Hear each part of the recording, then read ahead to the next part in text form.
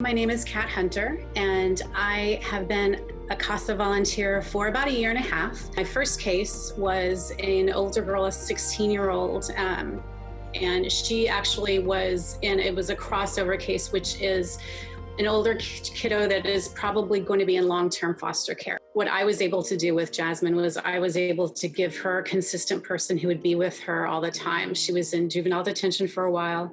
I would visit her as often as I could. A lot of the times it was once a week. When I would show up, it was someone who she knew was going to be there I'm there as a friend, but I'm also there to look in her best interest. A court-appointed CASA is someone who actually takes in to consideration everything going on with the child and makes recommendations at the court as far as can they be reunited with their family? Are they getting their education needs taken care of? For my girl, I had to get her glasses taken care of because it wasn't something that anyone else was doing. And I had the time as a volunteer to be able to do that for her. I was able to get a lot of the times her medication taken care of, which is very important.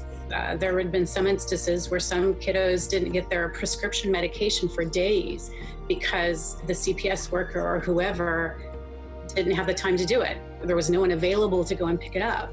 With my kids, they get towards the age where they're 17 or 18 and they're going to be aging out of the system probably. So to have someone that can help them with what is their education going to look like? How are they going to be able to grow as an adult into an adulthood when their whole home life was unsafe lifestyle where this is the norm for them. And they needed to know from someone else that there's a different norm. It doesn't have to be what they had back there. What I've done that I remember or that I really enjoy is I have a dog with me, and Desi is my dog, and I take her with me every once in a while to see the kids.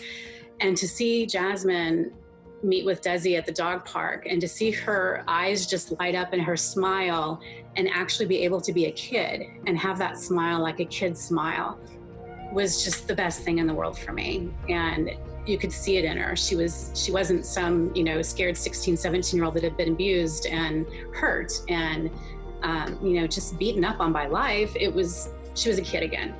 For me, that was the biggest thing, is just having that consistency with the kids, that they had someone that they could count on, that they knew was going to be there. Through the process, she's actually been reunited now with her grandmother, and she's looking towards graduating from high school.